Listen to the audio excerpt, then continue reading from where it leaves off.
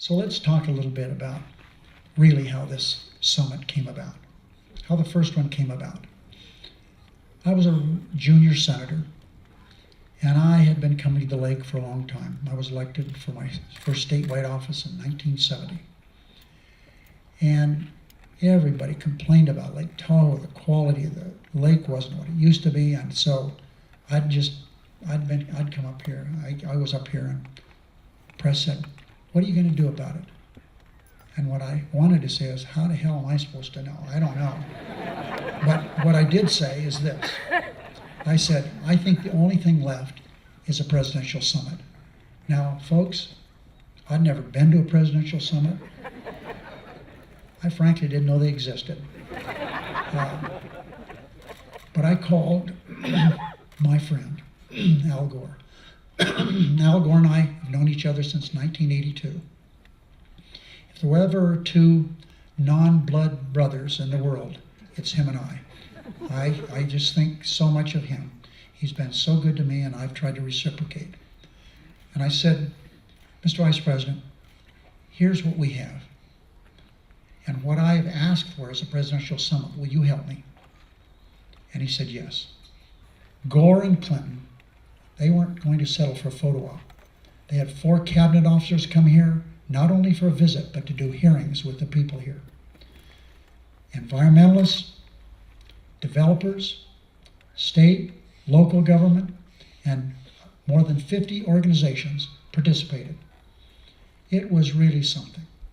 We spent 2 days that first summit.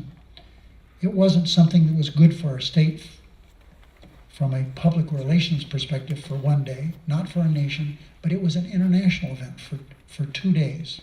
That people focused on this great part of nature that was being hurt. And it was a wonderful event. And we finished this event with the speeches that were given, but as soon as we finished it, there was a presidential executive order designating this lake as a national priority. And that's the main reason we've been able to spend here since that time $1.8 billion. Pretty good, huh? In Lake Tahoe, the extra temperature in the air means that more of the precipitation falls as rain rather than snow. And so what is the future of Lake Tahoe in the age of global warming? Well, the snow sports are threatened by it. And everybody understands that. Ski resorts all over the world are facing the same thing, particularly those that are not at higher altitudes.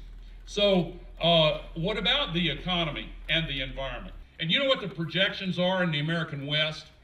They say that a 2 degrees Celsius increase could lead in many areas of the American West to a 400%, 500%, and 600% increase in the median area burned by fire. Now, here we go again. Does that produce despair? Or can we find our way through that despair to the hope that can come with action? As the old African proverb says, when you pray, move your feet.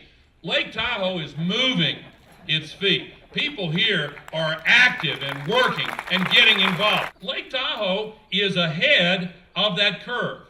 You recognized it when the beauty and clarity and majesty of this lake was obviously and clearly threatened. When the threat is to communities all around the world, it's harder to connect the dots.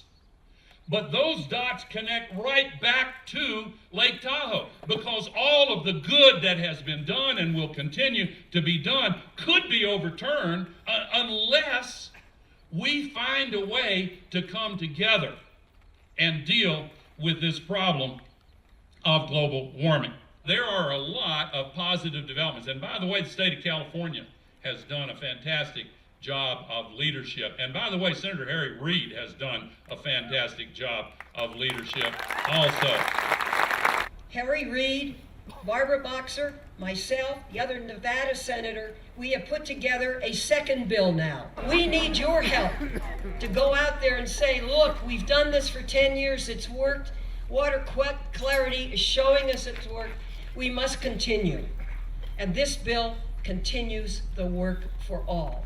The centerpiece of what is left is Lake Tahoe and ecotourism and people wanting to come here from all over the world because it is the fairest place that nature has to offer.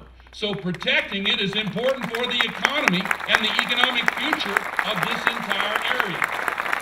If they come to the shores of Lake Tahoe and they see the water all the way down 75 or 100 feet, and they look at the majesty of the lake and see the clear skies, and they see communities in renewal and millions of new jobs being created in renewable energy and efficiency, and they feel a sense of hope in their hearts and look at their own children and believe their lives are going to be better still. I want them to look back at us in this day and time here at Lake Tahoe and say, how did you find the courage and the moral authority to stand up and work together and do the right thing? And part of the answer will be people came across all lines at Lake Tahoe and became a part of a movement to make political will a renewable resource. Thank you.